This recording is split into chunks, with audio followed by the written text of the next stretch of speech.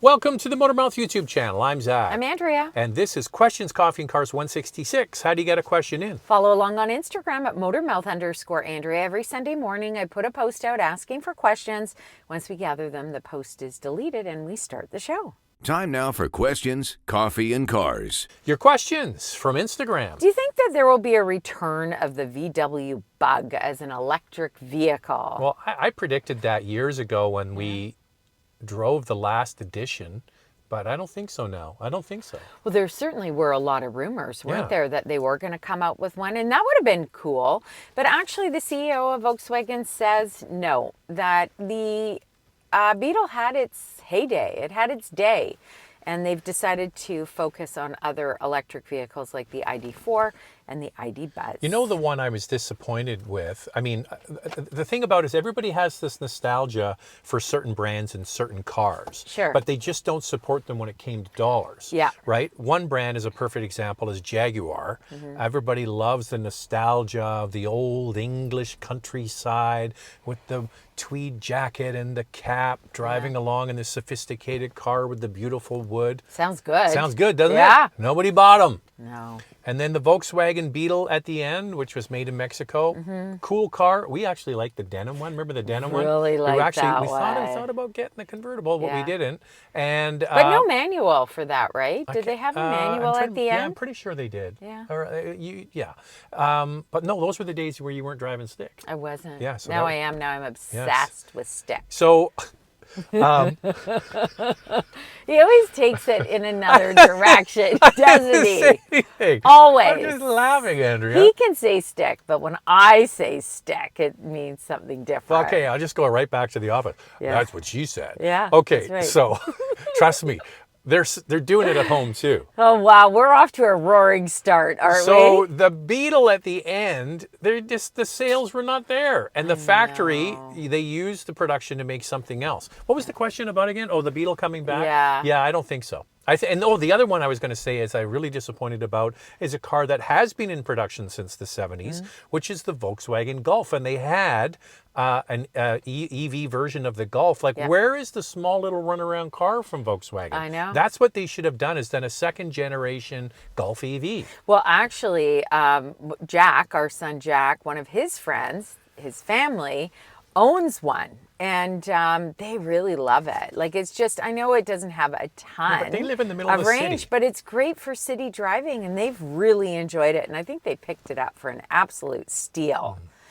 Would taking current cars and converting them to electric cars be more effective than developing a new one from the ground up?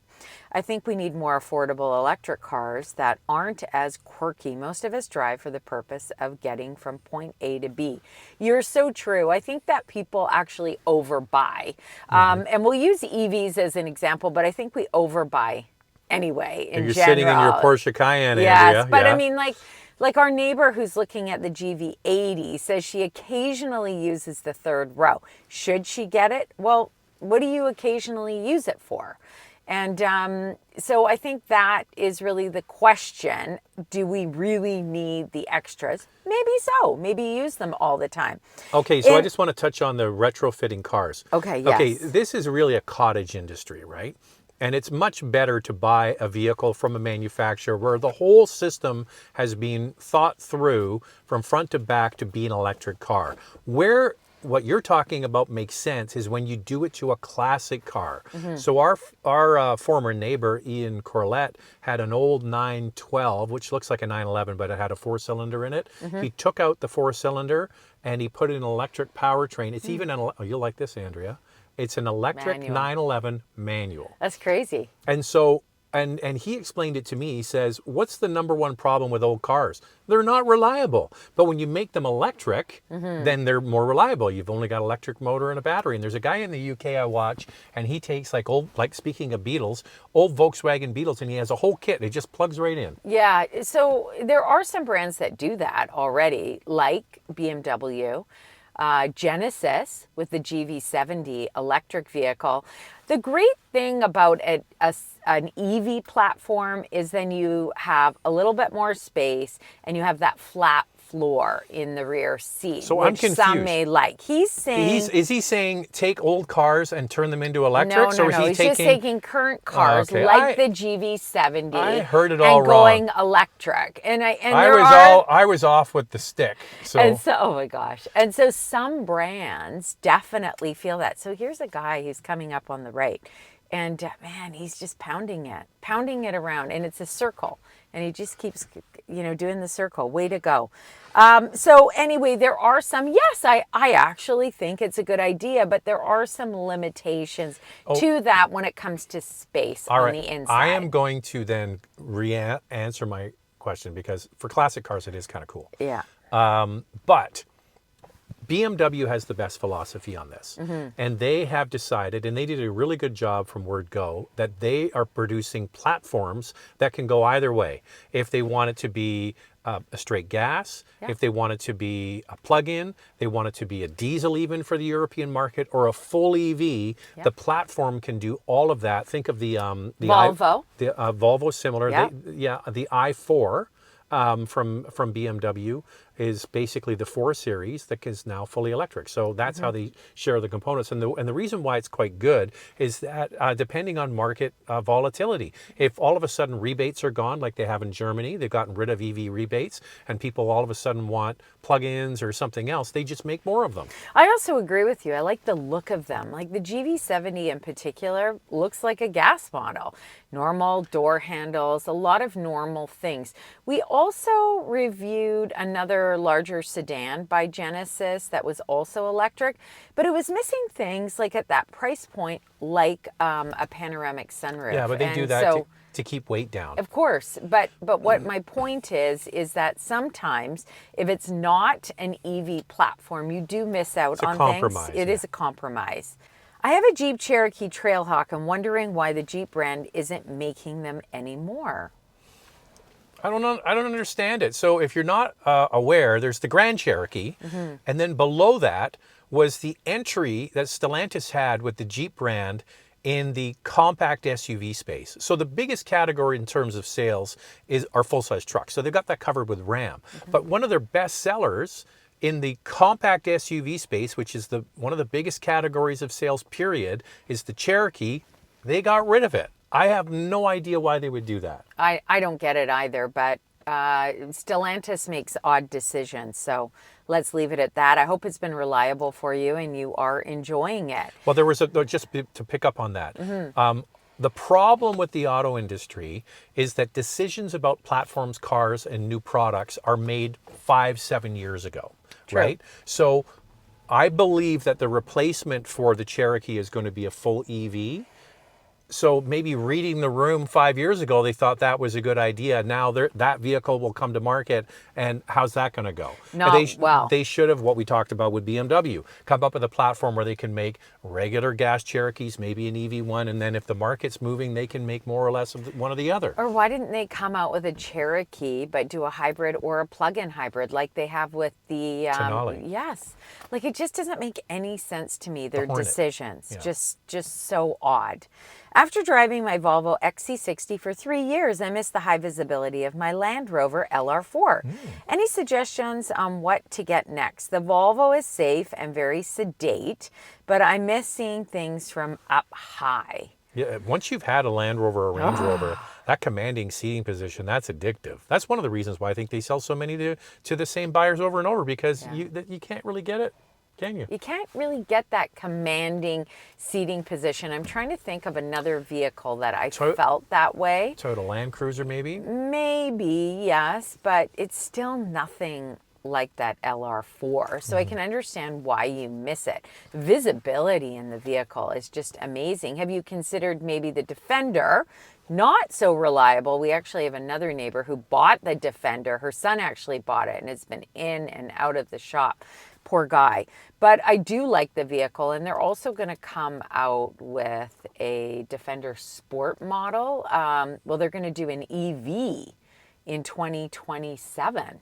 Yeah, which is interesting. I think the problem you have is you've got to have to just get in and out of different vehicles of different sizes. Just Yeah. trying to think off the top. I mean, you could get a Hyundai Santa Fe, kind of looks like, but it's the way the cabin is all set up. I don't have any pictures of an LR4 No, well, video, but I'll show you the images from the Defender so you can see what we're talking about, the great seating position and the big windows. You know, did you like the Land Rover? Would you give them another shot? Yeah. I mean, because that's where you're going to get that. that's exactly where you're going to get it.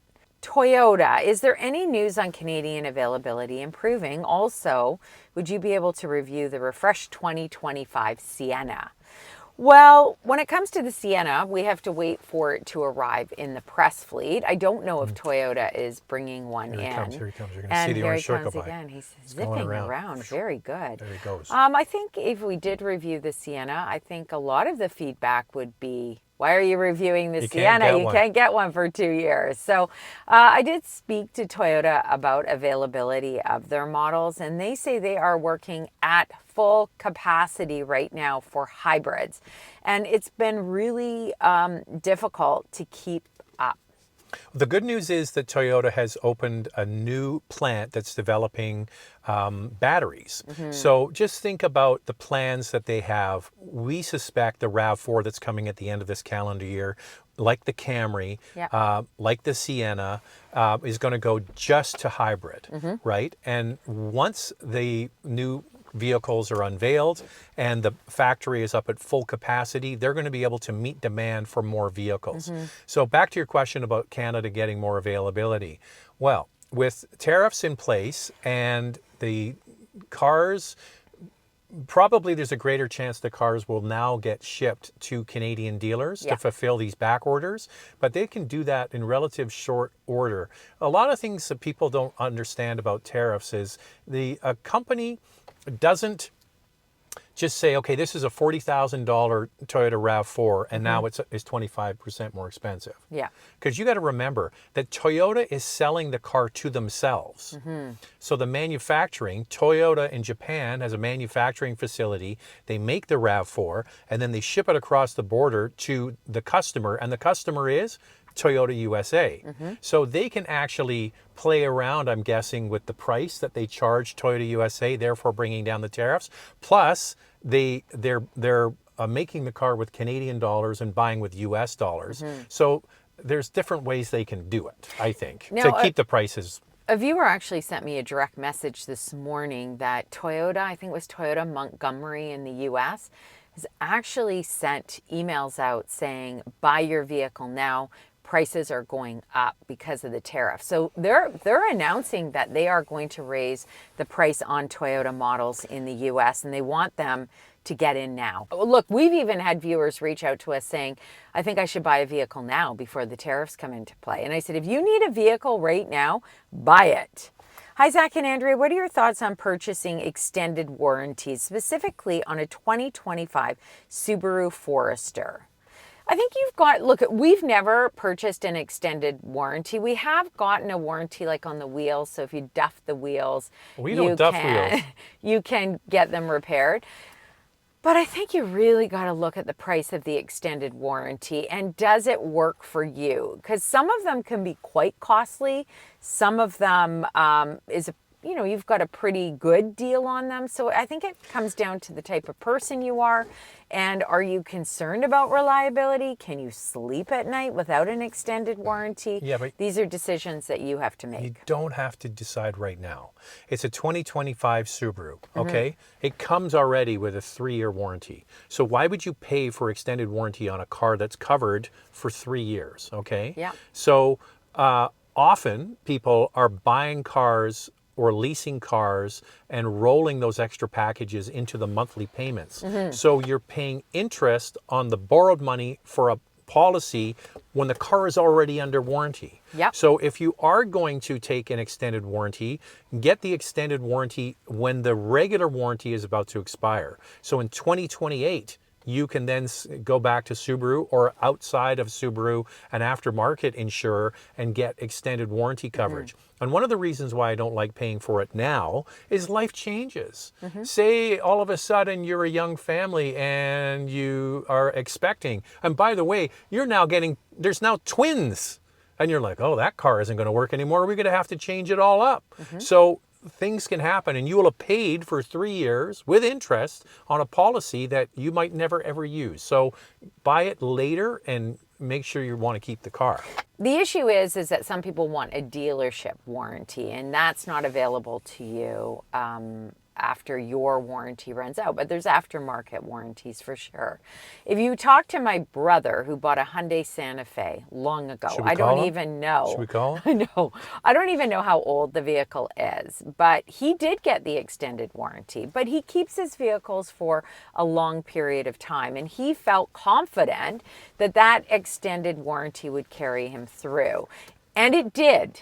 And he needed it. And he was so thankful that he had it. Yeah, so the engine needed rebuilt, yeah. It needed rebuilt. And then his mother-in-law also got the extended warranty. And it was that model year or the few years where the engine had a problem. And the car is still going today. And he was thankful for the extended warranty. So it depends. It just depends, depends. Is that it? Or are we going to do one more? Andrea? Okay. Hello from Connecticut. Question for both of you. What fun but somewhat practical luxury vehicle for road trips do you recommend for an affluent suburban family with one child, age 10? A 911. We're doing a 3, 2, 1. Do you have it in your mind what you would want? I just said it. No, you can't do that. Can't do a 911? No, he wants practical, he says. Oh. Practical just let me luxury say, vehicle. A practical luxury fun car for weekend kind of thing with an 11-year-old. And he said luxury, affluent. No, affluent. They've got the money. Okay, here we go. No, wait a second. I'm just running it through. I haven't picked my choice yet. I would say 911, but the 11-year-old will grow out of the back seat in short order. So that I don't one's even totally... think the 11-year-old or 10-year-old is going to fit. Well, that's what I'm saying. You're down to the last weeks with a 911. The kid will outgrow the back seat. So I'm just going to go. Oh, geez, Andrea, this is tough now. I've got 2, but I'm going to go with 1. You see, Andrea's already read the question, so yeah, I read it. Okay, you just say what you want, and I'll think of one. Well, let's do. You can't think of one. Luxury. Just think of a luxury 5-passenger. Okay. Anyway, for me, it's the Porsche Cayenne. Hands down, love the Porsche Cayenne. It's fun. It handles incredibly well. If I wasn't to get the Porsche Cayenne, because boy, have they ever gotten expensive, I would go for the BMW X5. Yeah, but that's like an SUV. I'm thinking of like a fun car. I'm thinking like like a... But he's saying road trips. Yeah, a road trip car. What about a Mustang GT with the roof down? That's kind of fun. Anyway, I'm going for practical. I'm doing Porsche Cayenne, or I'm doing... I would do a 4 Series Cabriolet with the inline 6-cylinder. 4 Series Cabriolet with the inline 6-cylinder. Okay, there you go. I just thought of mine. That's it. That's it for us. If you want to get a question in, follow along by the on way, Instagram. it's a nice problem to have you've got over there in It Connecticut. is. At Motormouth_Andrea. Every Sunday morning, I put a post out asking for questions. Once we gather them, the post is deleted and we start the show. Bye-bye. Thanks for watching.